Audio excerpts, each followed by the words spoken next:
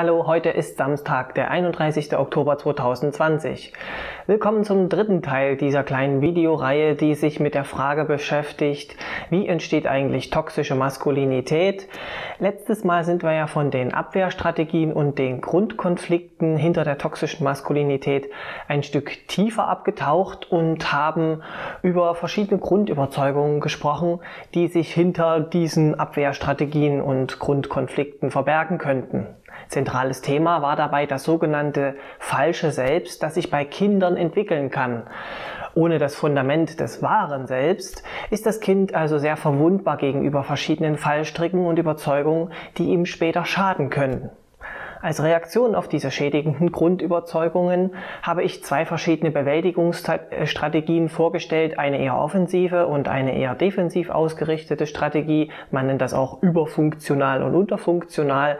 Und heute gehe ich noch eine Stufe tiefer und frage, welche Situationen könnten denn vorgelegen haben, damit anstatt dieses wahren Selbst dieses falsche Selbst zur Ausbildung kommt. Und heute werde ich auch zum ersten Mal eine Triggerwarnung aussprechen. Es werden Situationen beschrieben, die in den Bereich der emotionalen Misshandlung hineinfallen. Also wenn es euch mit diesem Thema nicht gut geht, dann schaut bitte das Video nicht weiter. Das falsche Selbst ist eigentlich eine relativ alltägliche Angelegenheit, habe ich ja im letzten Video schon gesagt, und kommt praktisch ständig zum Einsatz, wenn wir mal gegenüber unseren Mitmenschen als Kollege, mal als Schwester, als Vater, als Kunde oder auch mal als Vorgesetzte auftreten. Das ist halt eine Rolle und wir kehren hinterher wieder in unseren Ursprungszustand zurück. Wenn ein Kind allerdings sein eigenes wahres Selbst nicht richtig entwickeln kann, dann liegt das daran, dass das auch bereits solche Rollen spielt, aber noch bevor es weiß, wer es hinter der Maske eigentlich ist, weil es so früh im Leben diese Frage noch gar nicht geklärt hat. Die Rollen beinhalten also Charakterzüge oder Verhaltensweisen, die das Kind von sich aus vielleicht gar nicht hat, aber von dem es die Rückmeldung von seinen Mitmenschen bekommt, das Kind wäre so. Wenn es dann also irgendetwas tut, dann ist die Rückmeldung, die es bekommt, dieselbe, als wenn die Rolle XY das getan hatte. Manche dieser Rollen, in die Kinder hineingedrängt werden, sind so weit verbreitet, dass sie sogar schon eigene Bezeichnungen bekommen haben. Da wäre zum Beispiel das Goldkind, der Stolz der ganzen Familie, was ständig für seine außerordentlichen Qualitäten und Fähigkeiten gepriesen wird. Gewissermaßen der Konterpart dazu ist der Sündenbock, der Schandfleck der Familie, für den man sich schämen muss. Wohlgemerkt, das sind nur Rollen, in die die Kinder von außen hineingedrängt werden. Es hat nichts damit zu tun, ob diese Kinder tatsächlich Versager sind oder irgendwie überdurchschnittlich begabt sind. Es gibt noch andere Rollen, in die Kinder hineingedrängt werden könnten, beispielsweise Täter und Opfer. Wenn beispielsweise ein Elternteil von irgendjemandem mal verletzt worden ist und das nie richtig aufgearbeitet hat, und dann hat es ein Kind, das irgendwelche Eigenschaften hat, die das Elternteil mit diesem Täter in Verbindung bringt, dann kann es sein, dass dieses Elternteil sein eigenes Kind so behandelt, als wäre dieses von Grund auf pauschal immer ein Täter. Oder es kann eben auch andersrum sein, das Elternteil fühlt sich dem eigenen Kind besonders verbunden und projiziert die eigene Verletztheit andauernd in das Kind hinein. Und in dem Fall wächst das Kind halt in der Annahme auf, ständig Opfer von irgendwelchen Angriffen zu werden. Aber das sind beides nur so Dynamiken, die kenne ich so vom Hörensagen, ich habe aber beides nicht erlebt. Ich wollte es trotzdem nur mal genannt haben. Insbesondere bei Geschwistern kann man manchmal regelrecht beobachten, wie die Rollen zwischen diesen Kindern verteilt sind, wie bei einem Theaterstück. Das kann sogar so weit gehen, dass beide Kinder das Gleiche tun, also sich spielen. Das eine bastelt vielleicht gerade etwas und das andere rennt mit einem Spielzeugflugzeug wild durch die Wohnung und sie bekommen beide komplett andere Reaktionen von den Erwachsenen. Das Goldkind wird für sein tolles Spielen gelobt und der Sündenbock wird runtergeputzt, weil den Eltern halt nicht gefällt, womit sich dieses Kind beschäftigt. Die Reaktion, die die Kinder bekommen, hat also nichts damit zu tun, was die Kinder tatsächlich machen, sondern nur damit, welche Rollen sie gerade innehaben. Ich selbst bin geschwisterlos, also die Dynamiken, die ich eben beschrieben habe, kenne ich so aus eigener Erfahrung nicht. Aber bei mir war es dafür so, dass ich unterschiedliche Rollen einnehmen konnte. Meist war ich das Goldkind. Also meine Eltern betonten immer wieder, dass sie stolz auf mich seien, und andere Eltern hatten jede Menge Sorgen mit ihren Kindern. Die schwänzten die Schule, nahmen Drogen, wurden gewalttätig oder taten sonst irgendetwas. Ich war das genaue Gegenteil. Es konnte aber auch mal passieren, dass ich in die Rolle des Sündenbocks umkippte, und dann war immer und grundsätzlich alles falsch, was ich tat. Das hatte etwas damit zu tun, dass ich irgendwelche Erwartungen nicht erfüllt hatte. Einmal beispielsweise haben sich meine Großeltern zum Besuch bei uns angekündigt, und anstatt drinnen im Haus bei den Vorbereitungen zu helfen, habe ich den gesamten Vormittag im Garten völlig sorglos gespielt. Als ich dann am Nachmittag wieder nach Hause kam, also nach drinnen kam, war die Stimmung gekippt. Andauernd wurde ich angeschnauzt, und als dann meine Großeltern tatsächlich ankamen, konnte ich meiner Oma nicht einmal mehr auf korrekte Weise eine Umarmung geben, ohne dass das irgendwie abschätzig kommentiert wurde. Warum Eltern mit ihren Kindern so umgehen, dafür gibt es viele mögliche Gründe.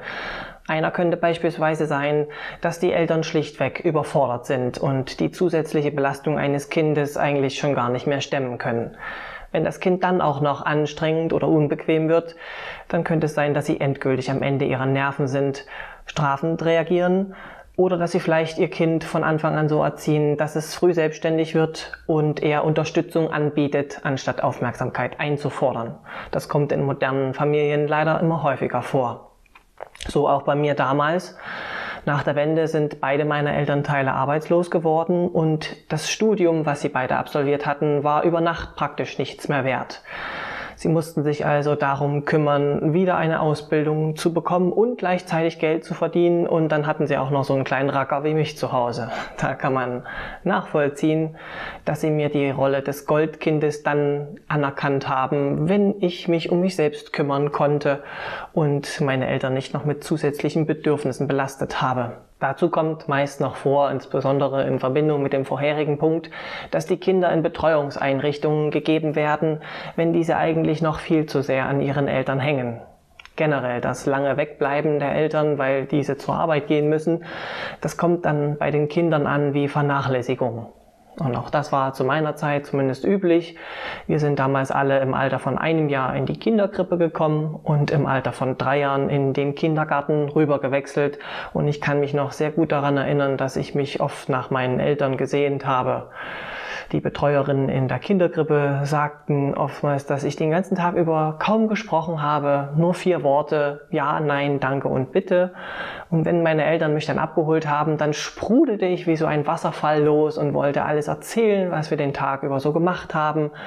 Und ja, da hat man gemerkt, dass ich mich eigentlich sehr nach ihnen gesehnt habe und so still war, weil ich sie vermisst habe. Ein anderer Grund, warum Eltern mit ihren Kindern, wie vorhin beschrieben, umgehen, könnte auch darin liegen, dass ihr Selbstwertgefühl auch sehr instabil ist und sie es nicht verkraften, wenn ihnen Inkompetenz nachgesagt wird. Vielleicht steckt der Hang zum Perfektionismus ja auch in ihnen und sie wollen um jeden Preis gute Eltern sein. Das Kind, das sie großziehen, muss dann auch bestimmte Kriterien erfüllen, um das zu beweisen. Welche Kriterien das sind, das hängt nun sehr stark von der Gesellschaft und dem sozialen Umfeld ab, in dem die Eltern leben.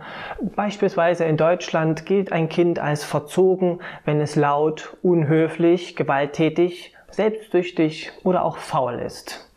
Wenn ihr in der Öffentlichkeit einfach mal die Gesichter anderer Menschen beobachtet, wenn gerade ohne erkennbaren Grund ein Kind laut herumschreit, dann wisst ihr, was ich meine. Aus erster Hand habe ich das aber auch mal erlebt, nämlich bei einer großen Familienfeier in einem Gasthaus waren mehrere Kinder im ungefähr gleichen Alter zusammen da, und natürlich haben wir auch zusammen gespielt. An dem Abend haben wir uns aus Stühlen eine Burg gebaut und sind dann wie wild darauf herumgeklettert und sind drum herum gerannt und alles. Die Wirtin, die unsere Familienfeier betreute an dem Abend, mokierte sich daraufhin, wie laut wir doch seien und wie schön die Kinder im Erdgeschoss dagegen Bilder gemalt haben. Ihre Botschaft war also offensichtlich klar. Kinder, die sich so wie wir verhielten, die galten als Störenfriede, und das lehnte sie ab. Eltern, die solch ein Kind großzogen, die hatten nach diesen Maßstäben also etwas falsch gemacht. Schwer zu ertragen für Eltern, die penibel darauf achten, ständig alles richtig zu machen. Da ist natürlich der Gedanke verführerisch, korrigierend in das Verhalten des Kindes einzugreifen. Aber umgekehrt funktioniert das auch genauso. Ein Kind mit guten Eigenschaften ist nach dieser Logik ja ein Zeichen dafür, dass die Eltern etwas richtig gemacht haben. Das ist natürlich dann schmeichelhaft und solch ein Kind qualifiziert sich dann damit auch zum Goldkind. Wenn ich beispielsweise mit einer guten Note von der Schule in einem naturwissenschaftlichen Fach nach Hause gekommen bin, dann hörte ich von meinen Eltern häufiger den Kommentar, naja, der Apfel fällt halt nicht weit vom Stamm. Meine gute Schulnote war also praktisch eine Auszeichnung für das naturwissenschaftliche Talent unserer ganzen Familie. Und mit solch einer Auszeichnung lässt sich natürlich wunderbar das eigene Ego und Ansehen bei anderen Menschen aufpolieren. Ihr seht also, in den Augen anderer Menschen ein gutes Bild abzugeben, das ist für manche Eltern eine wichtige Bestätigung ihrer Fähigkeiten. Das kann aber auch andersherum heißen, dass sie sich in der Öffentlichkeit anders verhalten, weil sie sich dann beobachtet fühlen. Zu Hause in den eigenen vier Wänden wird dann doch einmal ein ganz anderer Ton angeschlagen. Wo kein Kläger, da kein Richter. Das habe ich sogar mal aus eigener Erfahrung beobachten müssen bei unserer Nachbarsfamilie. Da schlug die Wohnungstür vor meiner Nase zu und ich habe durch die Tür gehört, wie die Mutter erstmal ihre Tochter laut angeschrien hat, bis diese geweint hat. Die Tür sollte also ungebetene Zeugen aussperren und geschützt vor den urteilenden Blicken anderer Menschen konnte das Kind dann gerade gerückt werden. Sowas ist besonders gemein für Kinder, die von ihren Eltern ständig niedergemacht werden, aber niemand ihnen glaubt, weil sobald andere Menschen gegenwärtig sind, verhalten sich die Eltern auf einmal wie die liebsten und freundlichsten Menschen auf der ganzen Welt. Auf diese Weise kann man so eine kindliche Psyche richtig hart schädigen. Ich weiß, das klingt jetzt sehr danach, als wollte ich sagen, naja, die Eltern, das sind einfach böse Menschen. Aber so einfach ist es natürlich nicht. So einfach ist es nie. In den meisten Fällen ist es ja gar nicht so, dass die Eltern aus bösem Willen so handeln, sondern vielleicht sind sie selbst auch genauso aufgezogen worden und sie kennen es schlicht und ergreifend nicht. Sie erziehen ihre Kinder also schlichtweg so, wie es ihrer ernsthaften Überzeugung nach richtig ist. Was auch sein kann, und das knüpft praktisch nahtlos an den vorherigen Punkt an, die Eltern haben selbst irgendwelche psychischen Probleme und ihnen fehlt entweder das Wissen oder vielleicht auch das Handwerkszeug, um damit fertig zu werden. In solchen Fällen kann es sein, dass das Kind die Eltern stabilisieren muss. Anstatt dass sich die Eltern also um das Kind kümmern, muss stattdessen das Kind die Bedürfnisse der Eltern berücksichtigen und sich darum kümmern. Das ist eine Art Rollentausch und aus diesem Grund werden diese Formen der Misshandlung auch unter dem Begriff Parentifizierung zusammengefasst. Mit Bedürfnissen kann hier vieles gemeint sein. In manchen Fällen ist es tatsächlich so, dass die Kinder ein krankes Familienmitglied pflegen oder sie ihre eigenen Geschwister großziehen oder dass sie zu einer Art Vertrauensperson eines Elternteils werden, wie so eine Art Partnerersatz. Es kann aber auch sein, wenn die Eltern sich streiten, dass die Kinder dann wie Mediatoren dazwischen gehen und versuchen, das Familiengefüge beisammenzuhalten. Es kann aber auch um etwas ganz anderes gehen. Meine Mutter war beispielsweise von der Idee überzeugt, dass andere, insbesondere ich selbst, auf ihre Kosten faulenzen würden. Wenn ich dann nach der Schule nur spaßige Sachen tat, aber im Haushalt überhaupt noch nichts passiert war, dann konnte ich mir sicher sein, dass es einen riesen Donnerwetter geben würde.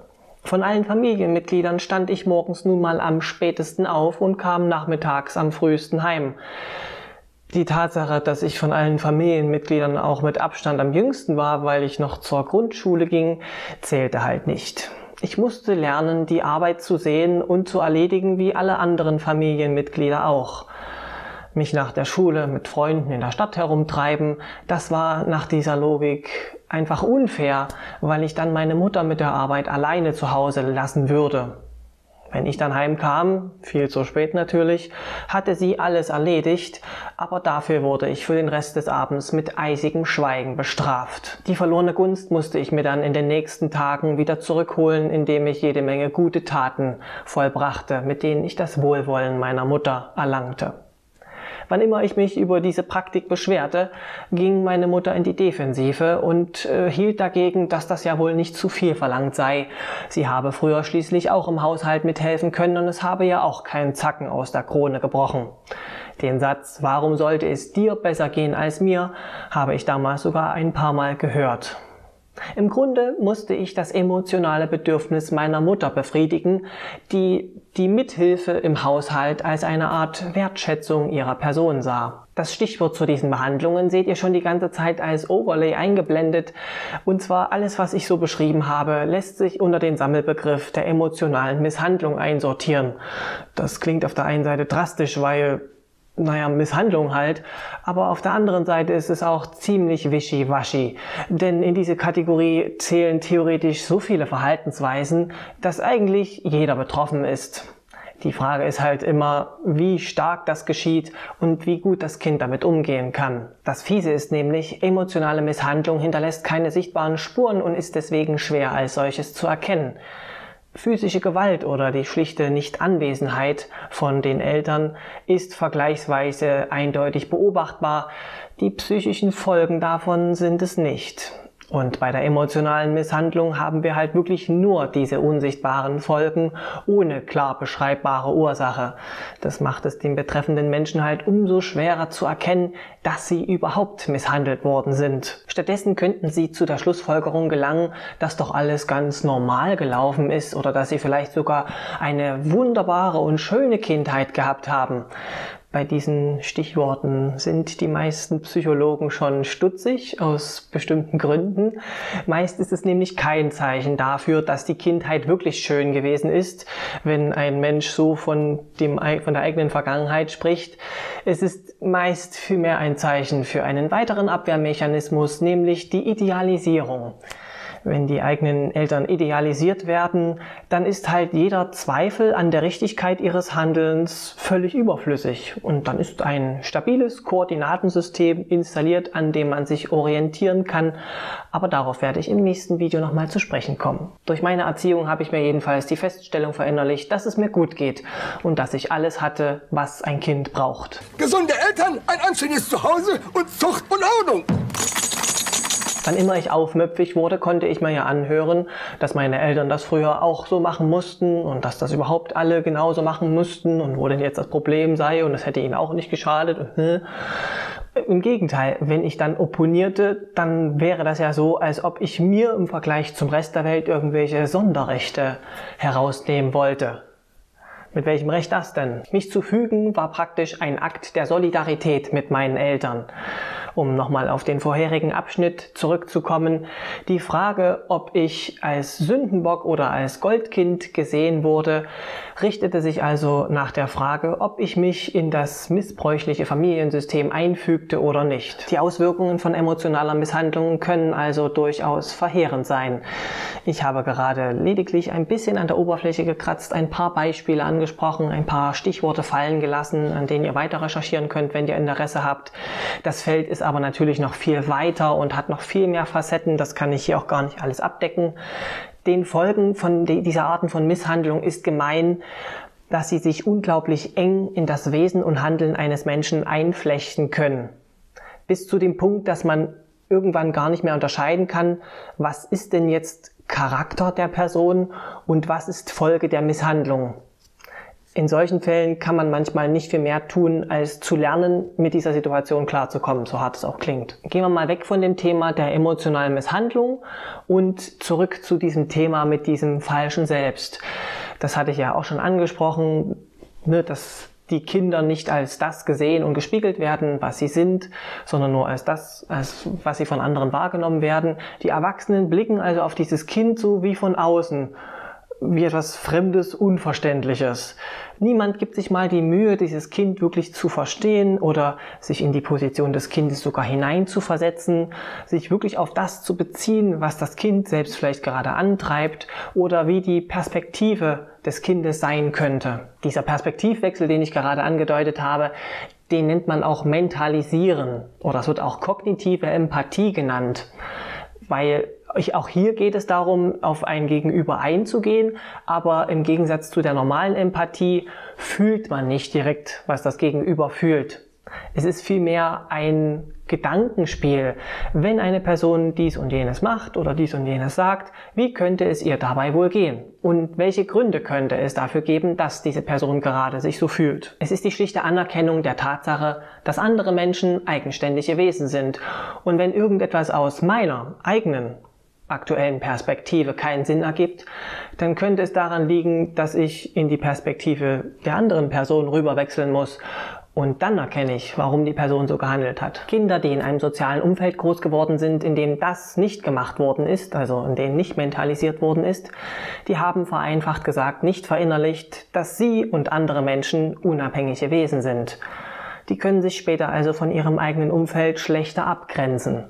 Das geht in beide Richtungen. Also die eine Richtung wäre, was andere denken, muss dem entsprechen, was ich denke. Wenn also oft genug andere Menschen zu mir sagen, dir geht's gut, dir geht's doch gut, dir geht's gut, dann bin ich irgendwann davon überzeugt, dass es mir wirklich gut geht.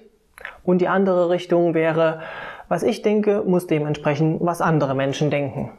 Wenn also eine Person irgendeine Situation irgendwie eingeschätzt hat und eine andere Person sieht das aber komplett anders, dann versuchen sie sich gegenseitig umzustimmen und zu kritisieren, bis sie die Sache wieder gleich sehen. Also den Personen fällt es später selbst schwerer zu mentalisieren, weil es zwischen ihnen und den anderen keine sichtbare Grenze gibt. Ein solches Kind macht also nicht die Erfahrung, dass andere sich in es hineinversetzen können und es verstehen können.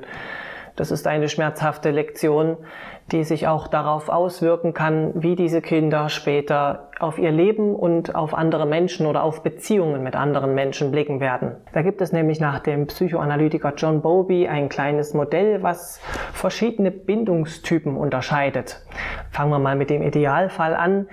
Menschen mit einer sicheren Bindung haben ein positives Verhältnis zu ihren Bezugspersonen entwickelt. Sie wurden von diesen ausreichend gespiegelt und ihre Bedürfnisse wurden befriedigt. Sie hatten also eine gewisse Zeit lang den 7. Babyhimmel auf Erden und konnten ein Bild davon entwickeln, wer sie eigentlich sind. Dadurch haben sie die Beobachtung verinnerlicht, dass andere Menschen positiv auf sie reagieren, dass andere Menschen ihnen etwas geben können und sind im Ausgleich dazu auch bereit, anderen Menschen selbst etwas zu geben. Auf diese Weise kann eine vertrauliche und gleichberechtigte Beziehung zu anderen Menschen entstehen. Menschen mit einer unsicheren Bindung haben diese Erfahrung nicht gemacht. Und je nach Begleitumständen können sich nun unterschiedliche unsichere Bindungsstile herausbilden. Beispielsweise bei dem unsicher ambivalenten Bindungstyp sind die Personen sehr auf andere Menschen angewiesen, sind anhänglich und haben große Angst, verlassen zu werden. Um dies zu verhindern, bieten sie alles an Tribut an, was sie geben können, sind vertrauensselig, aufopfernd und empathisch.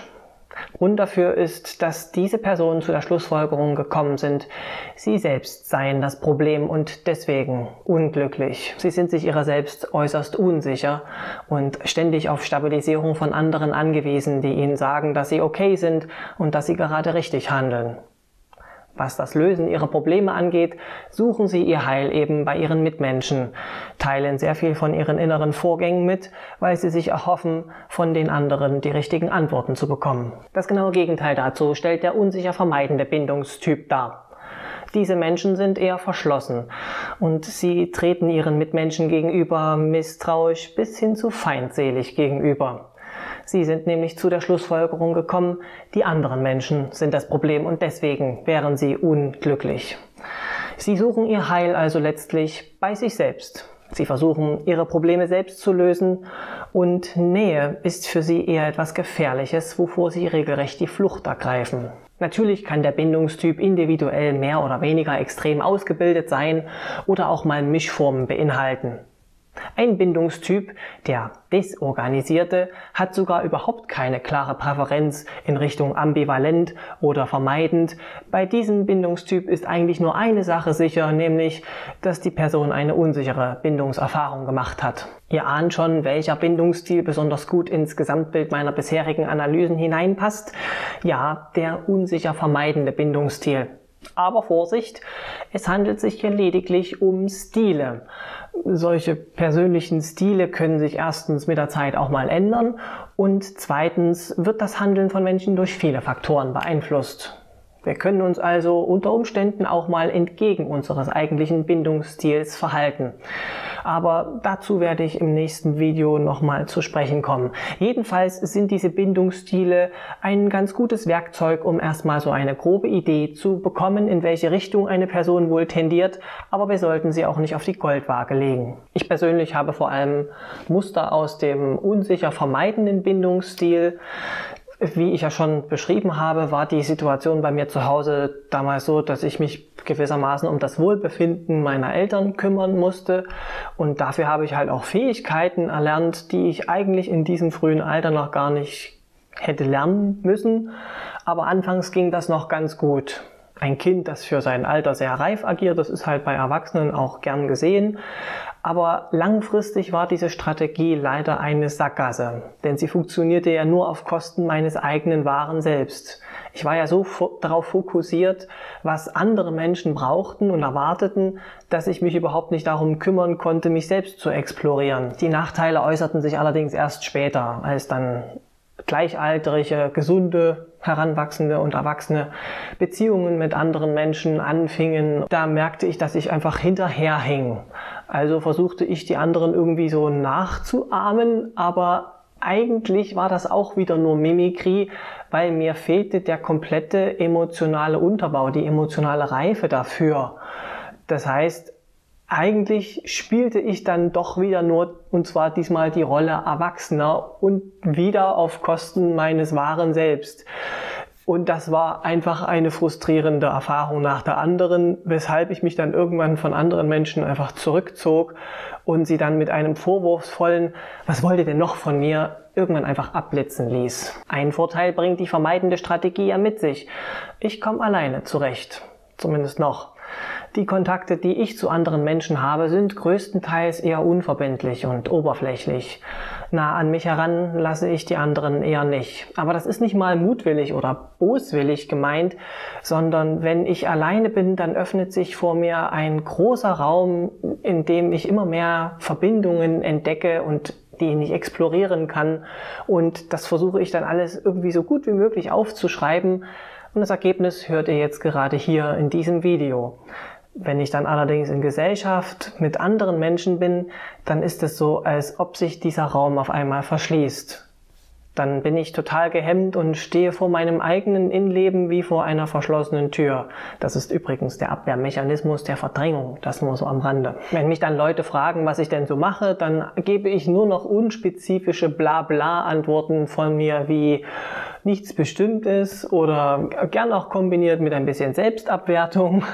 All mein Bemühen scheint dann darauf fokussiert zu sein, bloß keine Aufmerksamkeit auf sich zu ziehen. Von wegen, ach, schaut mich nicht an, ich bin eh langweilig. Ich blicke also auf meine eigene Person wie ein außenstehender Mensch, der eine völlig andere Perspektive hat und der sich sowieso nie in mich hineinversetzen kann. Das ist irgendwie genau die Art und Weise, wie meine Eltern früher mit mir umgegangen sind. Wobei gleichzeitig habe ich ja schon irgendwie das Bedürfnis, mich mitzuteilen. Deswegen nutze ich derzeit das Internet, aber darauf werde ich auch im nächsten Video nochmal zu sprechen kommen. Das ist auch genau das richtige Stichwort, denn für heute war es das hier auch erstmal wieder. Die Ursachenforschung hat uns heute in die Kindheit zurückgeführt und wir haben gesehen, welche verschiedenste missbräuchliche Erziehungsideale vorliegen können, welche Folgen das auf Kinder haben kann, wie diese von sich selbst entfremdet werden und später unsichere Bindungsstile ausprägen können. Und nochmal zur Erinnerung, ich bin nach wie vor ein Laie. Also alles, was ich hier erzähle, das ist nicht das Ergebnis von irgendwelchen fachlichen und professionell durchgeführten Analysen, sondern nur von meinen eigenen Rekonstruktionen, so am eigenen Erlebnis. Wenn überhaupt, dann dient mein Material höchstens so als Anschauungsbeispiel oder auch nur zur puren Unterhaltung von Fachmenschen. Das ist auch okay. Psychologen dürfen auch mal lachen. Ihr könnt mir ja dann in die Kommentare schreiben, an welchen Stellen ich mich so geirrt habe. Gut, aber ansonsten sehen wir uns das nächste Mal wieder. Im nächsten Video wird es allerdings richtig düster, denn dann tauchen wir in die Untiefen des Gefühlslebens ab. Ihr habt's fast geschafft. Finstere Grüße, bis zum nächsten Mal. Euer Kater Schnurz. Denn ich weiß, wie man sich anpasst, guten Tag sagt, wie man seinem Gegenüber zeigt, dass man Spaß hat. Lebensmotto Tarnkappe, freundlich guten Tag sagen. Unten treten, oben buckeln, sexy mit dem Arsch wackeln. Lebensmotto Tarnkappe, schwimm mit dem Fahrwasser. Aufpassen, auswendig lernen und danach labern.